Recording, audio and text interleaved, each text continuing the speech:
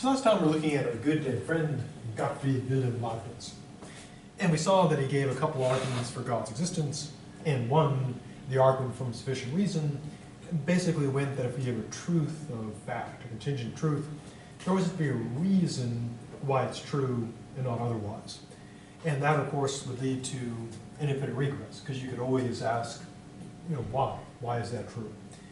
And so we have to end up with something that is necessarily true, so it sort of self-answers. It's not, you don't go to another contingent truth.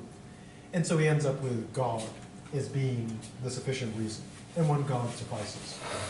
Then the problem is that, well, all good stuff is caused by God. Like waffles and kittens, but not kitten waffles, because that'd be awful. But all the good stuff goes back to God. But so too does all the bad stuff. So murder goes back to God. And so what he has to do is address that problem of evil. How to reconcile God with evil. And as we saw, that is the philosophical or theological field known as theodicy.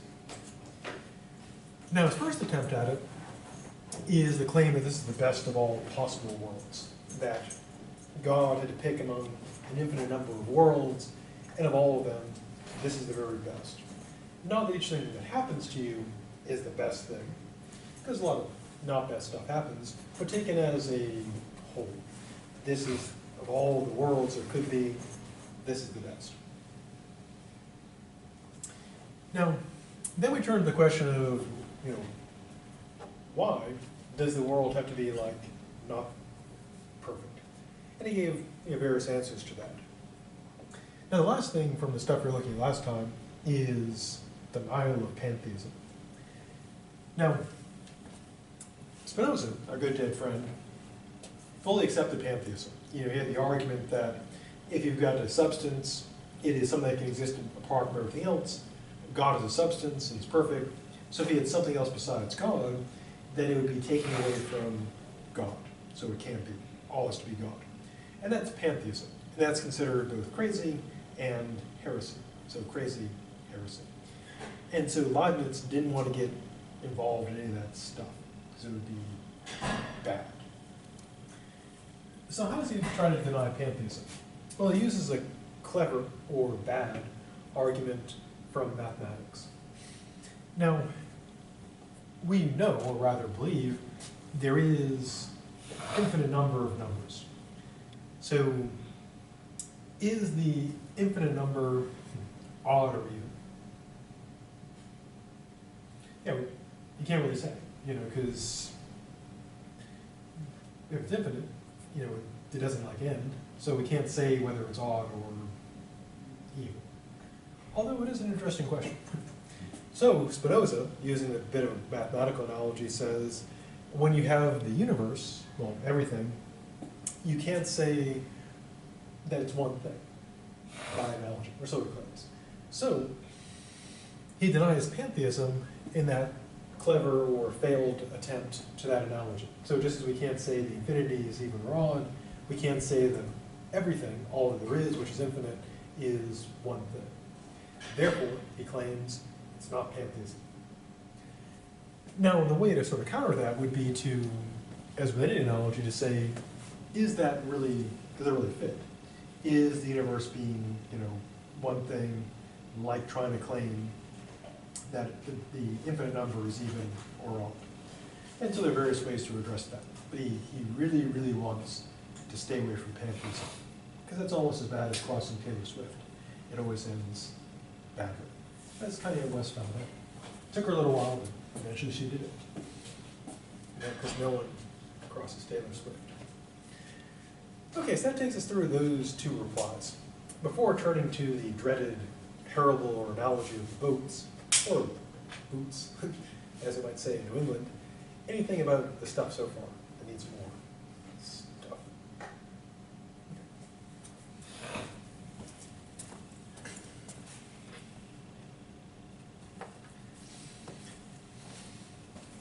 Now, looking into the analogy of the boats is this. One question is, of course, that we're addressing is, why is there evil? Now, ancient thinkers like Plato and Aristotle, and I guess me, we had to address the question of why is there imperfection? Why is there bad stuff? And Plato, if you had the class in ancient philosophy, you're familiar with Plato. Plato claimed that there are these perfect forms existing outside of space and time, and they're perfect. Perfect beauty, perfect justice, perfect whatever. And so the question is, why do we have imperfection here? Why isn't everything perfect? And the answer given by Plato and many other ancients was this. Their claim was that there is pre-existing matter, not to be confused with the pre-existing condition, although it kind of is. So Plato's view was that matter wasn't created. Matter is eternal. It's always been there. It wasn't made. And so what happens on Plato's sort of creation story is that the pre-existing matter, and I always like to think of it as like clay or just amorphous stuff, kind of drifted about. And what it is it's, according to Plato, it's shaped by the forms. Now, the reason why there is imperfection, according to Plato, is because the matter has got all kinds of problems. It's imperfect, it's chaotic, it doesn't want to, well, it doesn't want anything because it doesn't want, but it doesn't retain, the forms that well. To use an analogy, think about, well, if you ever made like sandcastles. Is sand a really good building material? No, because like you can, you get the sand kind of damp, you scoop it up in the bucket, and no matter how careful you are, it always like kind of crumbles a bit. And then when it dries, it starts falling apart. So to use an analogy, matter's kind of like that. No matter how good your bucket is, you're still working with sand. Or you could use sort of another analogy would be trying to make stuff with like Play-Doh or clay. And no matter how well you mold it, or cookies, now no matter how well you mold it, there's always going to be some defects. So Plato's account of imperfection is that you've got this defiant, chaotic matter that's hard to work with, analogous to like sand or cookie dough. And even if you have the perfect forms trying to shape it, it's going to be imperfect. And that seems to handle, the problem for Plato. Now, is that an option for Christianity or Islam? Can you say, well, God's doing the best he can, but that crappy matter just not doing it? Why doesn't it work for Christianity? Because God is perfect. He will be able to control the matter. Yeah. Yeah, you should be able to whip that matter into shape. And of course, where is the matter supposed to have come from? God is Yeah, God made it. So, to use another analogy, if you're a contractor, contracted to do the construction, and the contractor hired to provide the concrete brings, bad concrete, you can say, doing the best I can, but that concrete that's crappy concrete. But if you're the contractor for everything, you can't say, hey, that concrete's crappy because, well, you could, but then people would say, well, that's your concrete, man. Yeah, so appealing to pre-existing matter doesn't work. Because either instead of God of being perfect, make that matter behave, take that matter, or since he manufactured matter, he has no one to blame but himself. So we need an alternative. So what Leibniz does is he goes with the intellectualist view, which is, the intellectualist view is that God's will is constrained by his intellect. He can do anything except the impossible. So, what takes the place of matter? Well, crudely put, the rules. The rule, what he calls the eternal verities, the eternal truths. So, God is not restricted by matter, because he made that stuff, but he's restricted by, essentially, the rules, the logic. So, he can't make a perfect world because of the reasons we saw before. Because, if you have two perfect beings, Spinoza argued they're one, and so you don't have creation, you've got God and is God too. But then as we saw with Spinoza, you can't have two of those identical things. So, roughly put, bless you, God's going to follow the rules. To use an analogy, you'd be like, if you were, the person doing the contract or doing the construction, and there are all these rules limited to what you could do. You had to follow the rules. Now, in the case of God, the rules are the rules of logic. So, if we accept that God can't do the impossible, that restricts it. So stuff has to be imperfect. So is that convincing? Suppose you go and ask God, hey God, you're hanging out with him. Well, Rick Santorum probably hangs out with God too. Now that they dropped out of the presidential race, he's got more time. I like those sweater vests though. I always wonder where those need to get one.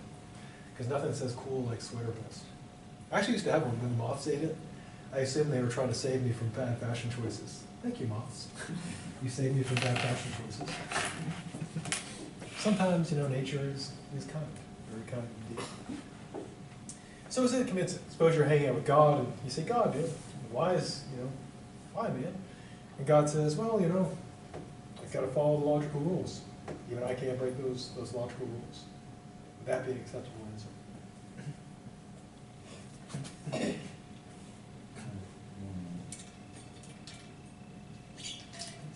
Yeah, it's probably another thing.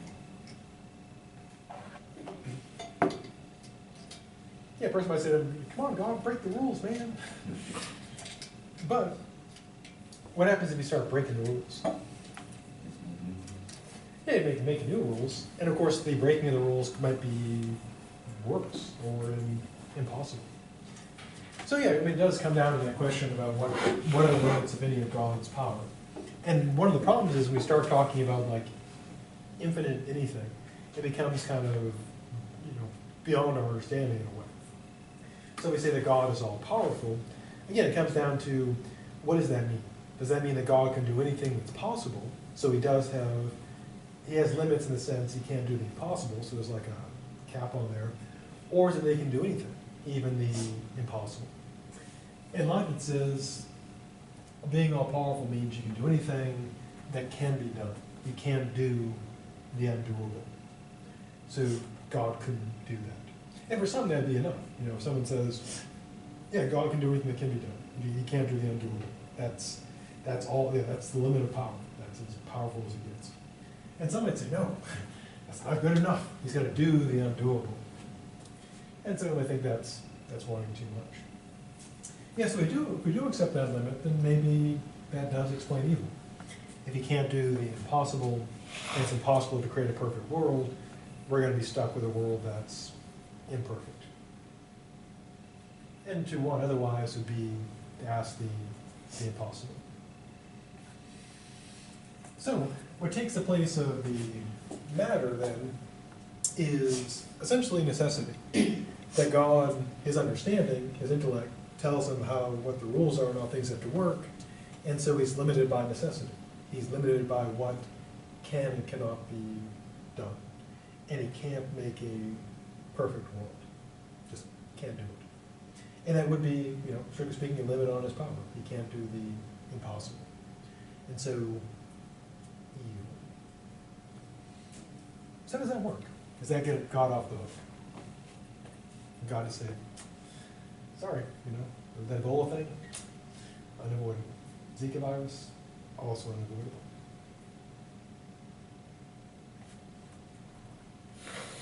Kanye West, also. Well, he's a Taylor Swift on that.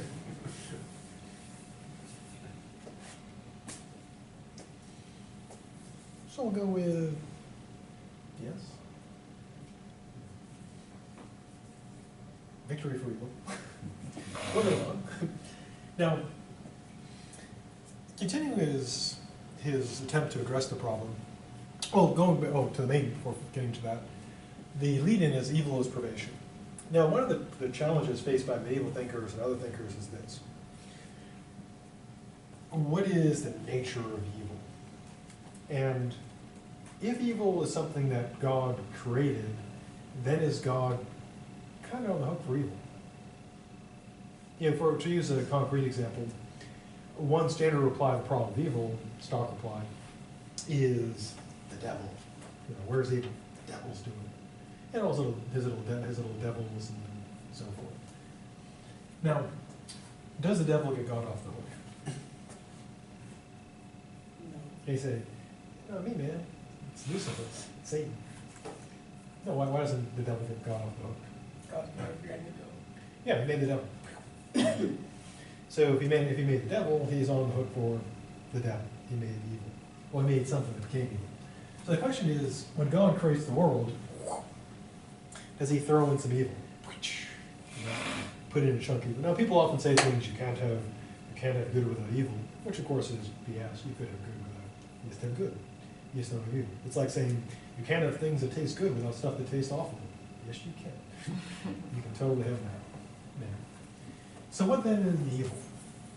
Well, evil, according to Leibniz, which he's taken from medieval tradition, is a privation. What's that mean? Well, evil in his view is a lack. It's an absence. So it's not that something has evil. It's that something lacks good. You could use I'll use a couple analogies. One is like with Swiss cheese.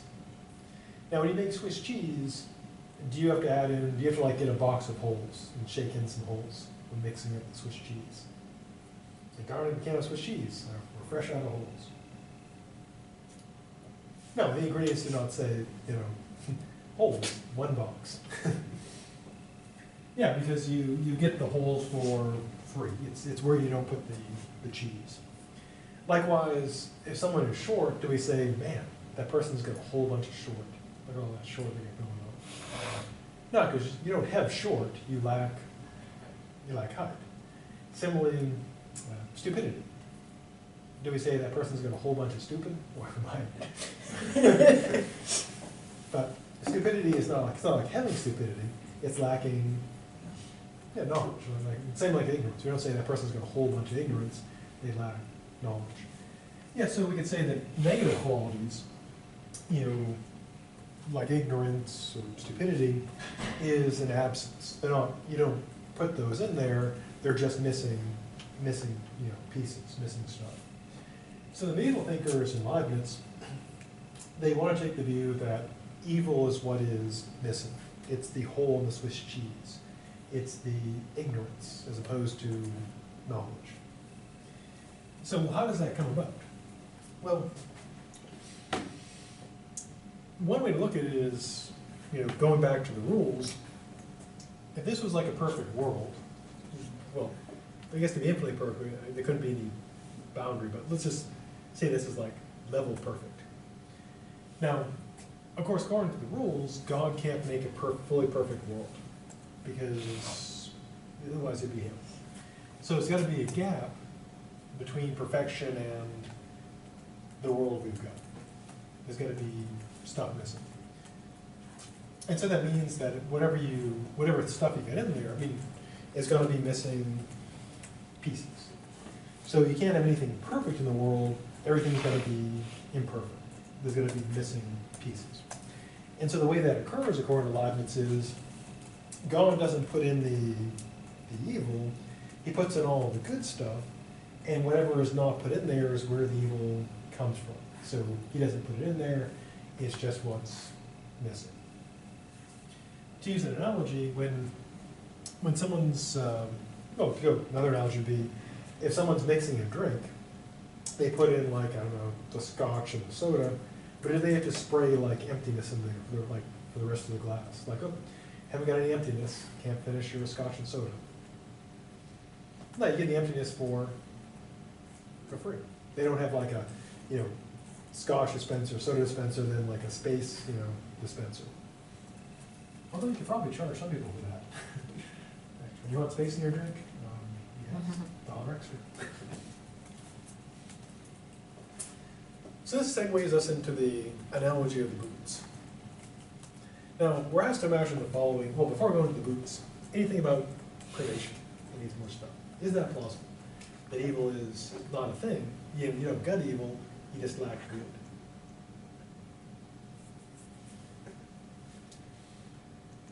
It kind of makes some type of sense. Although, of course, in some views, evil is actually a thing. Things are evil. Like in, some movies and video games, evil is a quality of things. So now we turn to the boots.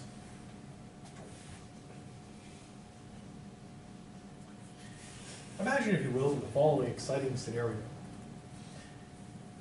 Boats in a river. Da-da-da-da. Now, you get a current pushing the boats, and the boats have different amounts of cargo. Now, we know that the heavier the boat is, laden with cargo, what will happen? Will heavier boats go faster or slower? Yeah, slower. Now, our current sort of modern explanation would be that the mass of the cargo would be resisting the push of the current. But Leibniz presents it in a different way. And there's a reason for this, which will become apparent in a bit. He doesn't say that the cargo of the boats resists the current, that it defies the current. What he says is that the weight of the cargo makes the boat receive less from the current. So the boats aren't resisting the current, they're getting less from the current. So the slower boats are getting the full push, but they're receiving, less thanks to their mass. In the lighter boats, every boat is getting the same push, but each one is receiving less.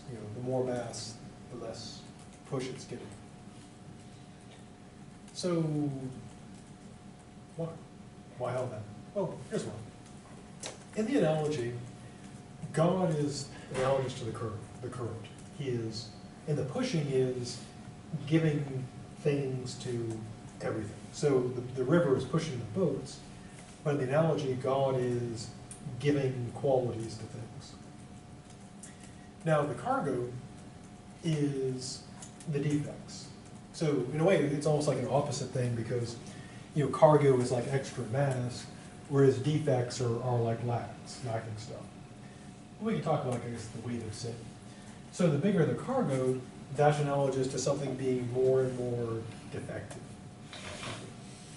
And so the less defects things have, the more they get from God.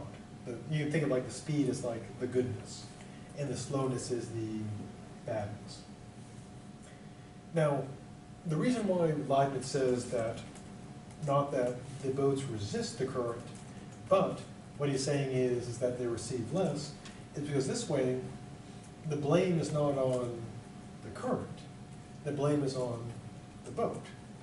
So the current is pushing everyone equally, the boats are receiving less. The blame is on them.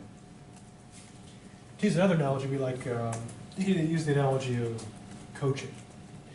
The coach is coaching everyone, and those with greater and lesser abilities will receive less. It's not that they're resisting the coaching of the coach, it's that the people that are more and less capable get more of the coaching.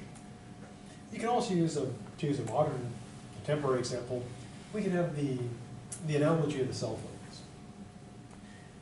So imagine that we've got cell phones plugged into a charger.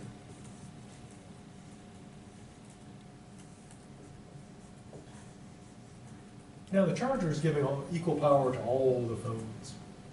But of course we know that as the batteries of cell phones get older, what happens?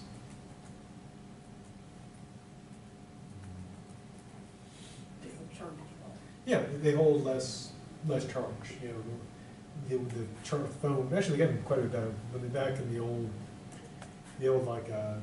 old batteries would just die. It's like, okay, no charge at all. You could, yeah. But now they want you to buy a whole new phone. Well, for Apple, because Apple knows what's best for you, which is dropping $600 in a new phone. Yeah, so the battery and the phone, they're all receiving the same charge. So the charger is like God. He's giving his charge unto the phones. So the defect's not the charger, or somebody's pouring out the same amount of power to everything. The defect is in the battery. that the batteries receive, the better the battery, the more charge it receives. And so the defect lies in the phones. So how does this connect to the problem of evil? Well, here's how it goes. God is giving, if we take the current, the speed to be the goodness, God is giving everything in the universe equally, giving it all the goodness. So why is there like better and worse? Like why is this like, say, the Jeffrey Dahmer boat, and this is like the Pope Francis boat, etc.? Well, the answer is, according to Leibniz, is the defects of the boats. Or using my analogy of the phones, the defects in the battery. The charger is giving all the charge it can to all things equally, but defects in the battery mean they get less charge. The boats are all receiving the same push, but the defects in the boats, the weight of the cargo, means they're receiving less. And the fault is their own. It's not that they're resisting, it's that they receive less because of their cargoes. So the more defective a creature is, the less it gets from God. But it's not God's fault. He's giving them as much as he's giving everybody the same, but defective creatures get less. So all that is good in things comes from God. All that is bad in things comes from the things. So that means that, well, to use a concrete example, when you take like a test or a quiz, all the right answers are God. All the wrong answers are you. God always gets 100%, and so all the wrong stuff is you. So we all get zeros, so whatever answers we get right, that's all put, that's all God. So we should all get zeros, but God should always get 100. So he takes this to handle the problem of evil. So why is there evil? Well, it's not God's fault. It's like the slow boats aren't God's fault either. He's pushing them all of them equally, but some of them are slow because they're carrying a lot of cargo. Why they're bad, people, well, God's giving everybody an equal amount, but some people are more defective, so they get less, they receive less of that goodness. They're not resisting it, they're just receiving less. Like the batteries aren't resisting the charger, they're just getting less from it. So how does that work? Does the analogy of the boots save the day? You have free will, but at the end of the day, it will be God's plan for the boats to have the cargo. Yeah, because if people were loading the boats themselves, and someone said, okay, we got to get this cargo to downriver, by a certain time, and one person like overloads the boat so it doesn't get there, well, the fault is on, blame the river, stupid river, why weren't you pushing harder? You blame the person for overloading the boat. But, as you said, who makes the boats? Who loads them? Yeah, so the boat is created by God, it's loaded by God. So if you have Jeffrey Dahmer, for example, or Hitler, God made that boat. He put, so its slowness is his fault. I mean, true, he's, pushing all boats equally, but the reason why this boat is worse is because he made that boat. He put it into the river. So you could argue that it doesn't get God off the hook because he creates all the boats. So if you have bad boats, think of like the cops on bad boats. What you gonna do? What you gonna do? I guess I never got off the ground. There was a series. I think it could be like, what's that? Was it Thomas the Train or something? They could do like a boat version of cops, the bad boats.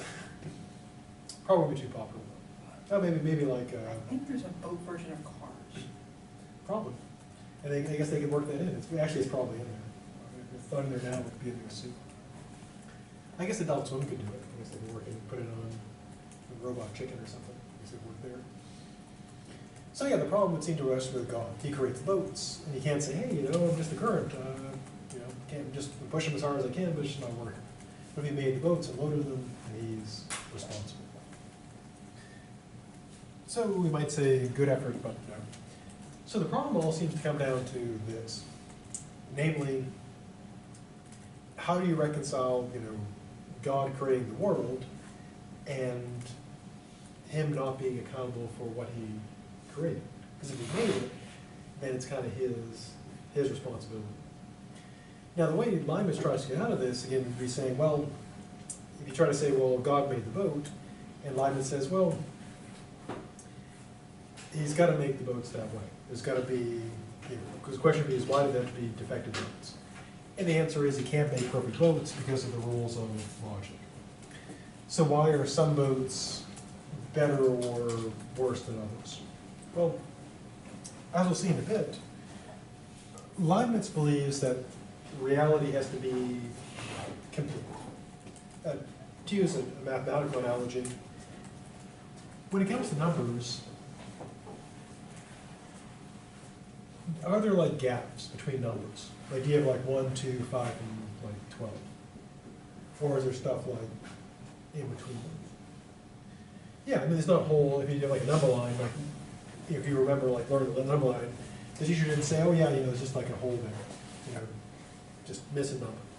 No, the idea is of course that it's, everything from nothing to infinity and beyond. There's stuff in every point. It's completely full. So by analogy, Leibniz claims that if you get the world, you get everything from nothing all the way up to, well, God, of course, is perfect. Then you'd have like what's right below God. I guess it might be like whatever I guess it would have been Satan, because he was the greatest of angels. But then I guess he's kind of like, got dropped off a little bit. Yes, you'd have that full range. So why do you have to have a Jeffrey Dahmer boat? Well, it's like you gotta have the number 3. You may not like the number 3, damn you 3 or 3 this, but you gotta have a 3. And likewise, you gotta have, Jeffrey Dahmer. It's like, why can't we all be 10s? Well, we can't, because you have to have all the numbers, in between. So if you do accept that God's limited by the rules, and you do it so he can't create a perfect world, and you do accept that you've got to have, full reality, you can't have gaps in it, then if you have it looking like numbers, you got to go from the very worst, which would be the least of things, all the way up to the very best. So things like Ebola, herpes would be in there, and then things like waffles, and ice cream and rainbows would be up there. But you got to have like all that stuff, or soda. So how does that work? Does that explain why? Does that reconcile God with like Ebola waffles or herpes waffles? I assume they would sell that at Waffle House. That would be pretty bad. Problem solved? Maybe. I guess if you accept all those, conditions, the challenge, of course, is biggest for people who would say, well, God can do anything, even the impossible, because then you could say, well, he should have made a better world, because by their own logic, he could totally do that. And then, of course, they usually say, well, it's part of his plan or whatever. It's like, well, that's a pretty bad plan, because if you can make it perfect, then the plan should be make that perfect. So that's the analogy of the boots. Before switching to some more metaphysics, anything about boots that needs more stuff. I can say boats. I can say house instead of hoose. I can also say you can't get that from here. I've totally lost I used to have a Maine accent, kind of. I totally lost it living in Ohio and then Florida. Now I just like no accent. I sound zero accent.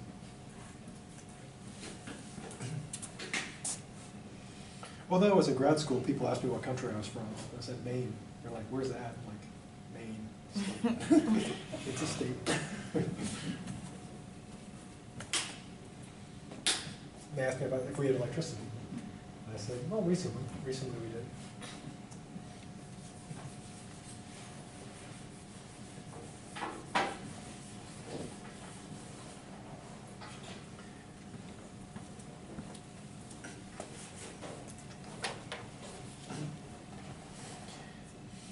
Now, in addition to his best of all possible worlds, Leibniz is also known for his metaphysical points, which are also known as the monads, which is, I guess, fun to say. Monad. Or maybe not. I guess before the internet, there wasn't a lot of fun, so you had to do what you could. Now, like all the other dead guys, in this time period, well, the dead guy philosophers, he wanted to reconcile science and theology. So his plan was to do that with metaphysics. Now, Descartes, of course, wanted to solve the problem with dualism. You got the physical world, the body, and that's all the sciencey stuff. So you can do all your physics and biology and chemistry. And then you've got the ghosty stuff, and that handles all the theology stuff. So you can have the soul, which is your realm of theology, and free will, and all of that stuff. And then you have the physical stuff, which is deterministic, extended, material, all of that. So you have your science and your ghost, and you can eat them too. Forget that example. I guess it'd be cake and frosting. So yeah, you have your cake and you have your frosting, and you can eat both. Now, he didn't like, interestingly, although Leibniz liked the mind part, he's like, mind? Yeah, I guess he'd swipe. Which way do you swipe on Tinder? Right for like? I don't know, never Tinder, because that would be creepy as hell at my age. Well, whatever the like swipe is, I assume, well, whatever that is, the like swipe. And of course, he swiped the other way on, physical stuff. I guess if I want to do, hip app metaphors, I should go do some research or something. It's, it's like on the yik yak thing. It's the yicking and the yakking. Is that still a thing, or is that out now? Is that still good? Yik yak? Still a thing? Or was it never a thing? Just a thing in the media? No, I remember that app. Yeah. But is it gone now? No longer a thing? I don't think nobody used it. Yeah. So on yik yak, good effort, but no. What's the newest thing? Yak yik? Or I'm so far behind the times. I'm still using an iPad. I should be using something more modern. What's the latest thing? Oh, that's right, it's the iPad. So I guess we're still okay. Now, anyways, getting back to the main point. So he didn't like Cartesian matter. So what's wrong with it? Well, his claim is this. He thought matter was dynamic. And so his claim is that material substance can't be inert, that it cannot be, a non-active thing. So what he says basically is, well, matter seems active, but the Cartesian account seems inactive. It seems to be just inert, extended stuff that doesn't do stuff. So problem one is, the Cartesian conception of matter doesn't seem active enough. It seems to posit just inert stuff, just matter. Second problem is this. In order to be a fundamental substance, something has to be fundamental, like we. Now, here's the problem that occurs. If you accept that matter is extended, one interesting feature of extension is, well, if something's got a length, and you've got a pair of scissors, what can you do? Yeah. And if it still has a length, and you've got the right kind of scissors, you can cut it in half. And so it would seem that if something is extended and has a length, you can always cut it in half. And so there was a view then, still being considered now, what's called the infinite divisibility of matter. Which in a way does make sense, because going in with my analogy there, if something has any length to it, it would seem you could always split if you had the right type of magical scissors, or right type of scissors. Now interestingly, the divisibility of space like that was used in Zeno's famous paradox. Nothing to do directly with what we do now, but it's something, I guess, useful to know in trivial pursuit, perhaps. And the paradox was this. In order for me to reach the table, I have to cover this distance to the table.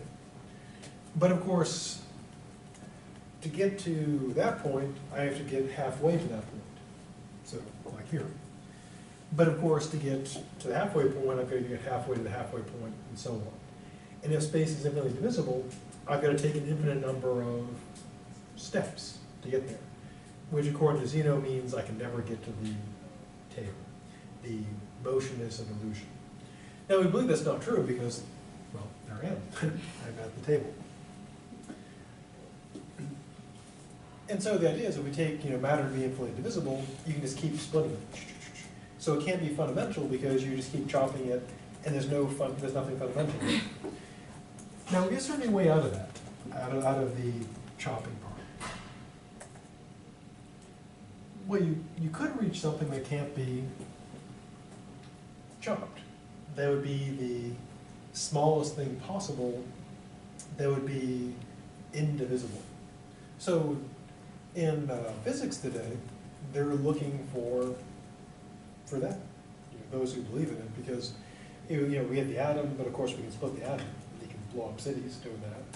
And then there's, if you follow the physics stuff and all, they're trying to look for like the Higgs boson particles, and there's like charms and quarks and gluons and muons and mesons and pi mesons and all kinds of strange stuff. And so what they're looking for is, is there something that you can't break? That you get down to the fundamental bit from which everything is built. And it's, in a way, Leibniz's project, breaking it down to zeros and ones, doing the same thing with matter.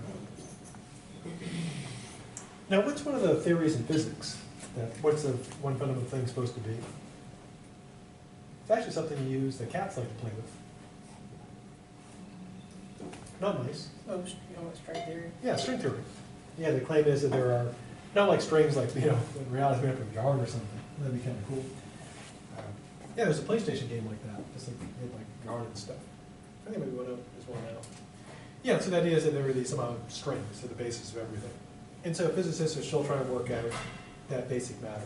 But Leibniz's argument is, if it's got any extension to it, you could divide it. There's less than zero extension.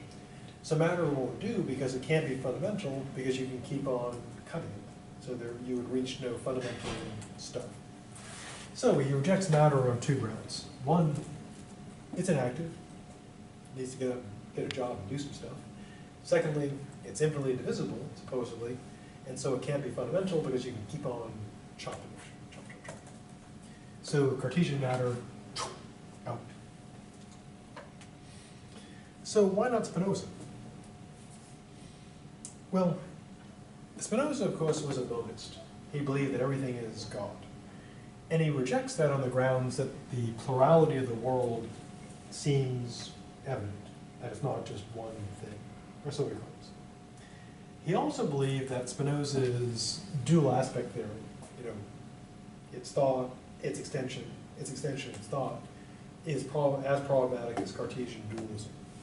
So he rejects Spinoza's pantheism.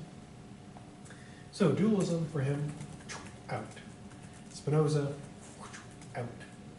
Now what about materialism? Well,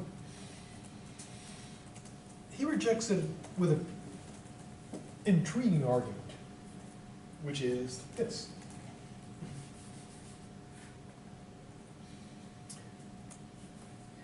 Now, if materialism were true, according to him, well, according to everybody, then the mind is matter. Matter is mind, mind is matter. So, in kind of informal terms, your mind would be like your nervous system, its functions, etc. Now, Leibniz says this, kind of a clever argument, that if you take a person and they were to shrink down, kind of like Ant-Man or the atom, and go inside someone's brain and look around, would they find in the person's brain the person's thoughts and feelings? Would they see them in there? And the answer is no. You just find more and more matter. So his argument is that the mind cannot be material because no matter how small we get, we go there and poke around, we'll never see those thoughts and feelings. Therefore, he concludes materialism is not Now, as you might imagine, philosophers who like materialism have tried to counter that. You know, one way to counter it is that, well, yeah, you know, looked at from the outside, you can't see the thoughts and feelings, but they really, you know, that's what they really are. So, peering at it from the outside, you will see into it, but what you are looking at is, in fact, those thoughts and feelings. So it goes. But anyways, it's a fairly clever argument. And he sort of, well, he clearly anticipated, I guess he should get credit for Ant-Man and the Atom, because he anticipated shrinking people down. So the movie Ant-Man should have a little credit to Leibniz there. Maybe it does at the end. Thank you, Leibniz, for the original idea. I think they originally were going to call it Leibniz Man, but I guess that didn't have the same appeal. So they went Ant-Man. Oh, so excuse me. Materialism, out. So Cartesian matter, out. Spinoza, out. So what are we left with? Well, he embraces what is called phenomenology, which is this. He says that it's all mind. But of course, if we claim that it's all mind, we have to give an account of what seems to be matter. Like, what are tables then? What is ice cream? What is all the stuff we seem to be looking at? And so what he claims is that matter is a phenomena like a rainbow. And you can see my finely drawn rainbow with just two colors. Now, so how would that work? Well, how do rainbows work? A rainbow is real. Can you taste the rainbow? If you did, what would it taste like? Skittles. Yeah, exactly. Yeah, Skittle, you know, metaphysics. Yeah, if you truly believe in the rainbow, then the rainbow is real. You know, if you believe in the power of the Skittles, then you consider the rainbow. And to doubt the rainbow, you know, like the commercials show, you fall to your death. That's where the red Skittles come from. They scoop up the blood of the people who don't believe. So next time you have a red Skittles, taste the blood of the person who didn't believe. That's horrible. Sorry about that. I have ruined Skittles.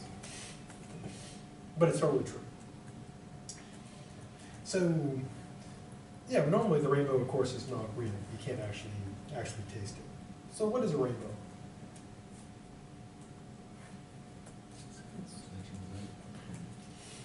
Yeah, it's essentially, you know, a light, projection. So that's why you can never find a particle in the rainbow. You can never find that because there really is it doesn't really have a fixed point in space, just a perceptual point. So Leibniz says that matter is like the rainbow. It's a mental phenomenon. The rainbow rests on something more basic, you know, in our science view, and reality is, for Leibniz, like that. It's based on the mental. So phenomenology is, well, basically, running through it, we of course have got, classic dualism. Oh, finish that, guys. We've got two substances, mind and body. Then in Spinoza, you had kind of that, dual aspect theory, which I always symbolize by the duck bunny, which is, depending on how you look at it, it's one or the other, but it doesn't reduce, etc. Then, of course, there's just straightforward materialism, which he rejects, but what he ends up accepting is phenomenology. So it's all mental. So is he right? Is it all mental?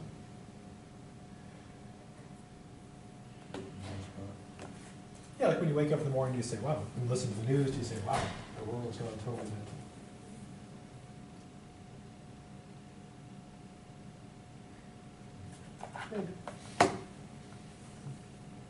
So, what is there going to be then?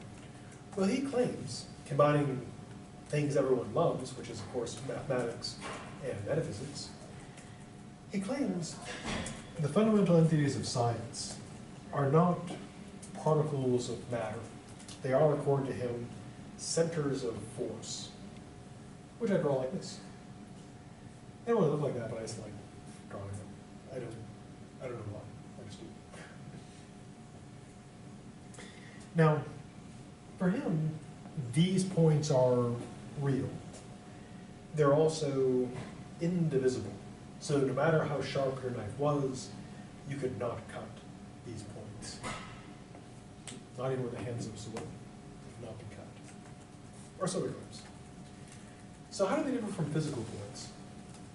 Well, a truly physical point would be extended. You know, it would have, you know, dimensions to it, which of course would be cuttable.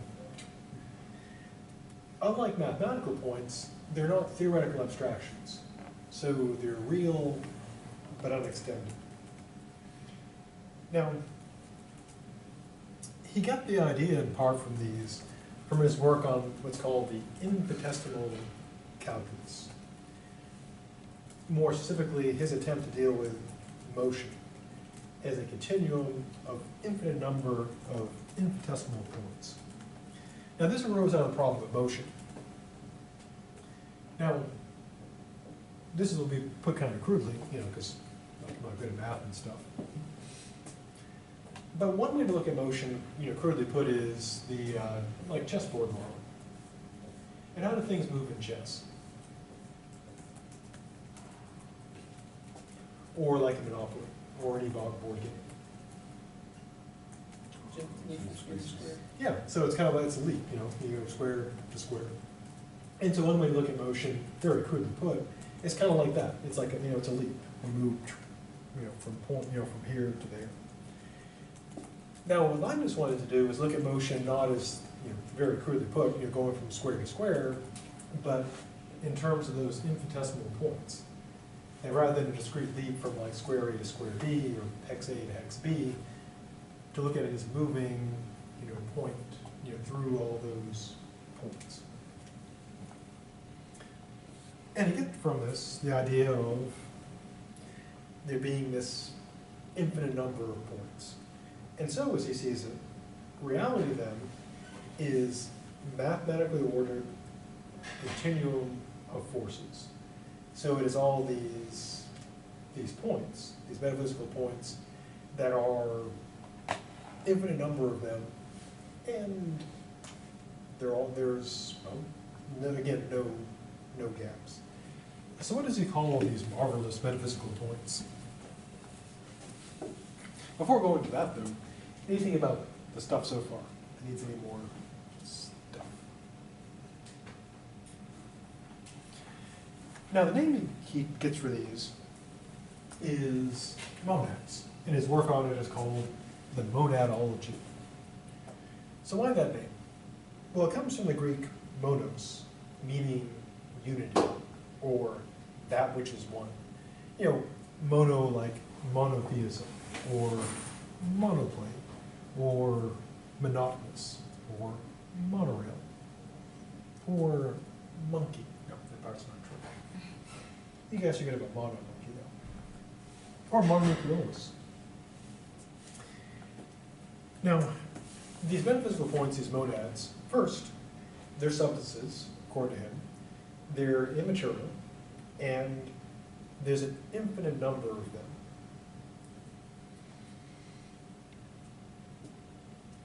So what about the mind stuff?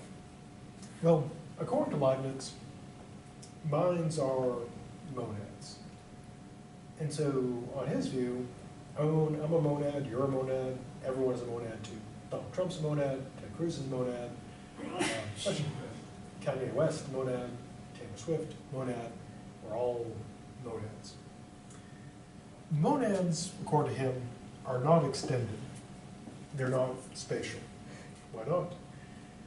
Well, he claims it makes no sense to say that a mind is, you know, round or 6 feet wide or blue, so not extended. But they're real.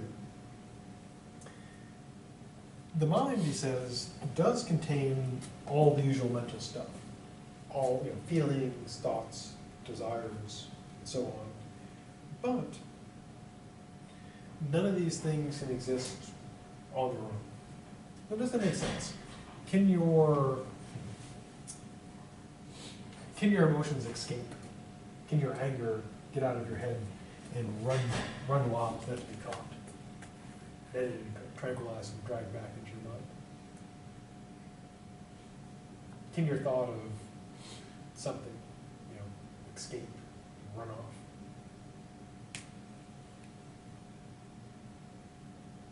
Well, how often does that happen?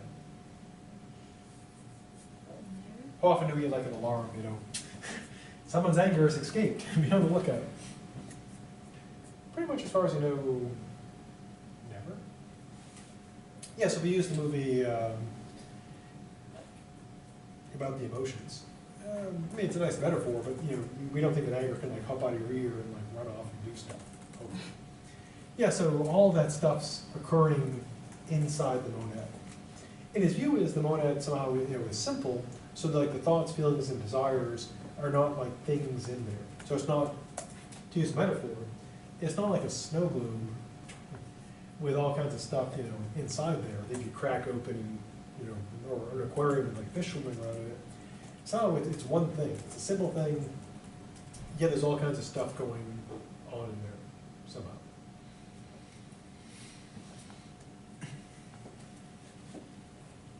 So, in terms of the terminology, metaphysically they're simple.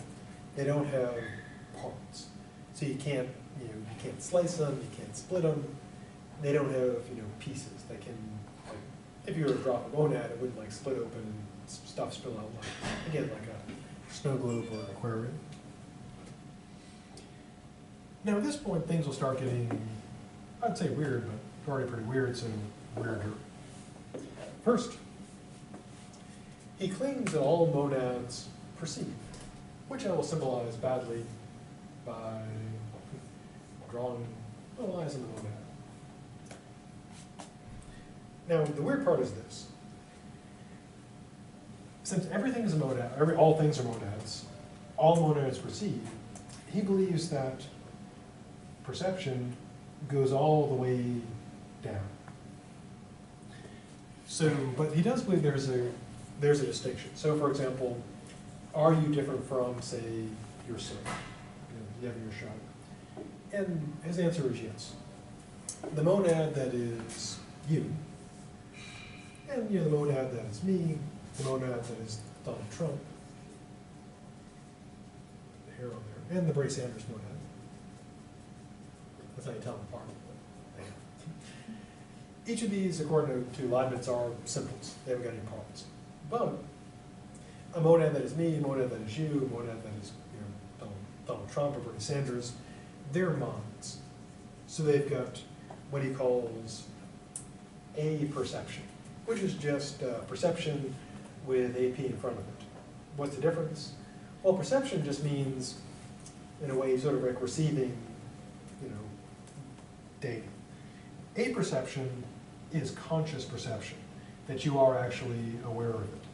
And so the mind monads, like us, the more sophisticated ones, we're conscious of our perceptions. We're aware. So he denies the kind of lifeless matter that was popular, with people who believed in matter. So he accepts idealism. The view is that reality is mental in nature. It's all minds.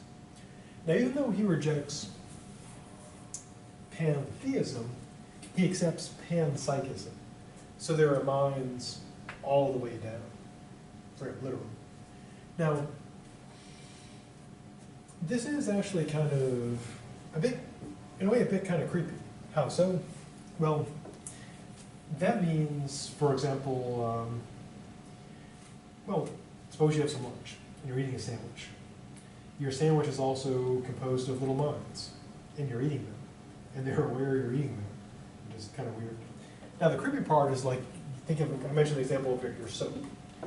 So when you're taking a shower, your soap is aware of you, which is kind of, and your shower is aware of you, which is kind of creepy. It's like, you feel like you're being watched.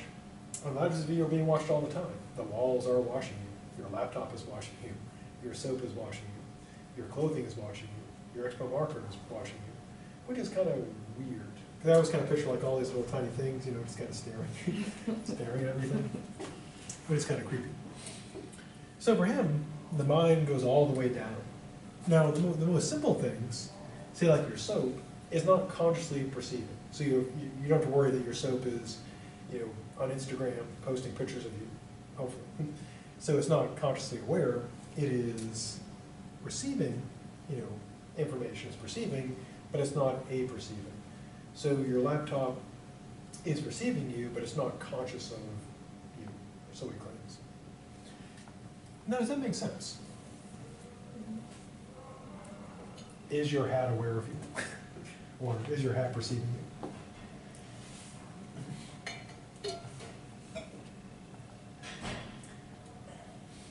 Well, one way to look at it in a way that kind of makes sense is this. Does stuff like react to us? Because the challenge is kind of working with is, one of the challenges is this. It's kind of the little question, like how does the eraser know that I'm pushing it? And one explanation is that, well, the eraser's made of monads, they're perceiving it, and so that's how it knows. So is that plausible? Are there minds all the way down? Is your sandwich full of minds? Seems impossible. Could be. Why is it implausible though? Why not believe? Why not believe that your sandwich is full of minds?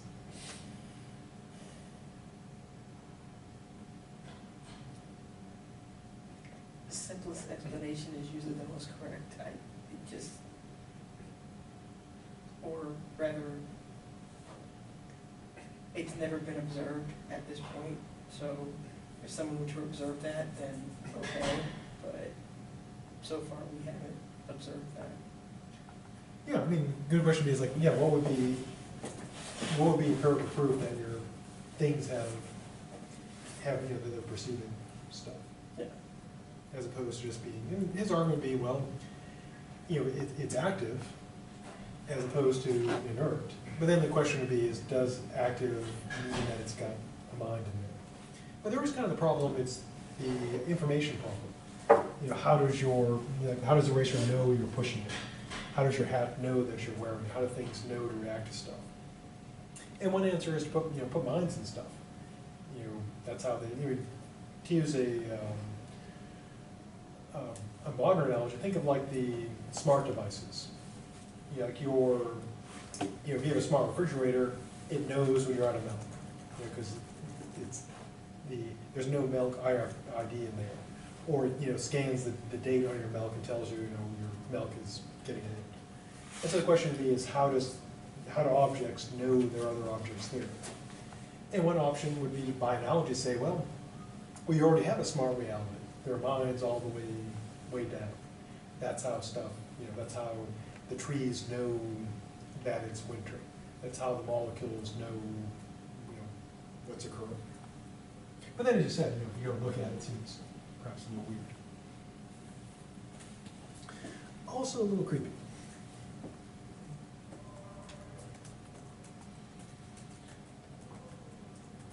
Next, continuity. Now, as to why there's like monads everywhere, his argument again is that continuity argument. You can't have gaps. So you have like the supreme monad, which is of course who is the greatest monad of all? Yeah, God. And then you have all lesser monads. You have the monads that are minds, then all the way down to the very least of monads, which would be whatever the least thing is. So it's a continuum.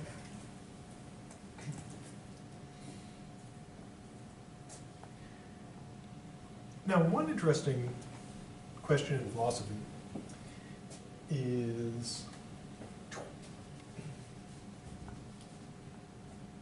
what's called the problem of universals. We'll see more of this later.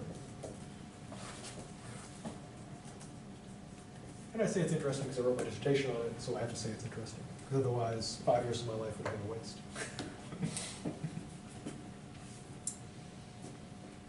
Now, the problem is basically, in virtue of what is a particular, the general presentation is in virtue of what is a particular A an F. Like in virtue of what is Garfield a cat, or virtue of what is this desk a desk. And one answer to this that goes back way back is that there are universals, which you can have the very same thing in different places at the same time, multiple locations. An opposing viewpoint is called particularism, which in a particular is something that can only exist in one place at the same time. Now, Leibniz's view is there are only particulars. There are no universals. What's his argument for this? Well, his argument led to one of the things that he's famous for is the logical, or rather the law of what he calls the identity of indiscernibles. And the idea is this. If you have two things that have all the same qualities, they can't be two. They've got to be the same thing. To use like a common example, if you have Superman and Clark Kent, and they have all their qualities in common, you don't have two. Even though people may not know that, you just have one entity. And so his claim is that identity of indiscernible is such that if two things have all the same properties, they are actually one, not two. They're identical. Now there are those there's, as you might imagine, some debate in philosophy about that. There are some who claim you could have two entities that were identical. They could have all exactly the same properties. I don't mean like identical twins, like in the sense of they're really like, very much alike, but not literally identical. That they would be literally identical, every property the same. Now the problem then becomes, how are they two and not one? And one approach has been to use something external to them to make them two. For example, one common thing is to use the location, space, and time. So if you have, Trump and Trump 2, who are identical in every way, except their spatial location. It's located here, this is located here, space-time separate them. So all their internal properties are identical, but their spatial locations are different. And so one of the debates in philosophy has been over that. Can you have two things that are identical that are only separated by something else? And what would that something else be? Now, for Leibniz, one of the reasons why he accepts the identity of indiscernibles is this. There is, as we'll see next time, there is no space-time separate from the monads. So there would be nothing external that would allow two things to be identical yet different. So one result of this is, everyone's heard the saying that everybody's different. Basically, Leibniz's view is this is the law that says so. That if you're not different, you are the same. So there'd just be one and not two. So there's literally no one else like you, identical to you. Each of us is completely, well, not completely, but each of us is unique. Just like everyone else.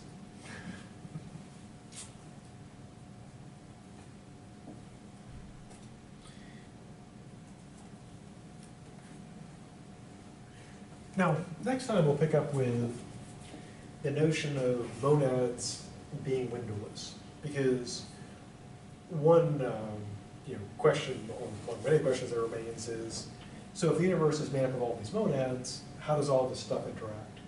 And his answer, as we'll see next time, is they don't. So next time, more